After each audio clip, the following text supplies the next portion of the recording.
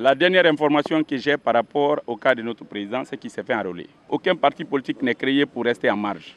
Le parti politique se crée pour participer à des élections. Maintenant, au fur et à mesure, nous allons continuer à discuter autour de toutes ces questions et la décision finale reviendra au parti au moment venu. Par rapport au recensement, nous, on a toujours lancé un appel à l'endroit de tous nos militants et militantes de se recenser.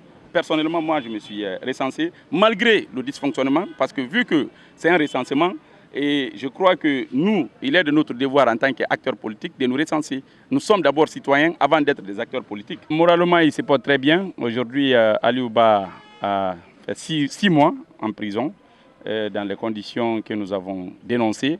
Il est injustement incarcéré.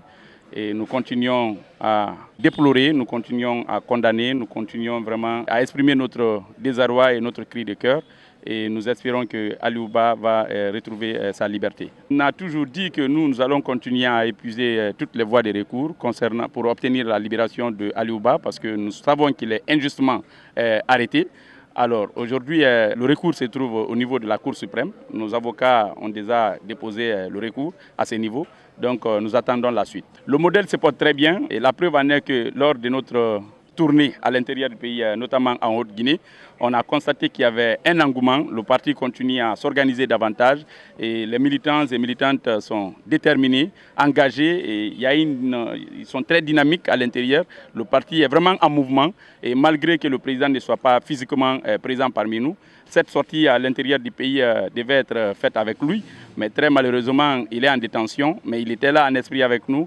Et voilà, donc nous allons continuer, comme il a toujours dit, d'observer cet état d'esprit qui consiste à dire que le parti ne se résume pas à la personne de M. Aliou Ba. Et aujourd'hui, c'est un idéal. L'idéal est en train d'être épousé par l'ensemble des Guinéens à tous les niveaux, dans leur diversité et dans les différentes régions.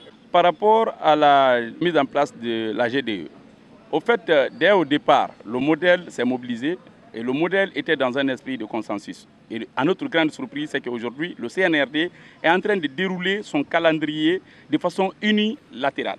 Nous n'avons pas du tout pris part, nos propositions n'ont pas été prises en compte. Donc aujourd'hui, c'est clair pour nous que les décisions prises par le CNRD sont des décisions qui ne viennent pas d'un consensus. Et aujourd'hui, tout est décrété, comme si on était dans un état normal. Or, nous sommes en transition et la transition se gère avec les acteurs sociopolitiques du pays. Mais sauf qu'aujourd'hui, le CNRD fait tout par décret. Et c'est très surprenant pour nous. Ça s'inscrit toujours dans cette même logique parce que vous-même, vous avez vu, dans les conditions normales, on devait être autour de la table, discuter par rapport à cette question de constitution. Parce que quand on parle de la transition, le retour à l'ordre constitutionnel, il y a des préalables. Ces préalables-là, il y a la question du fichier électoral, la question du code électoral, la question de la constitution devait être discutée par les acteurs politiques. Mais aujourd'hui, le CNRD est en train de tout imposer.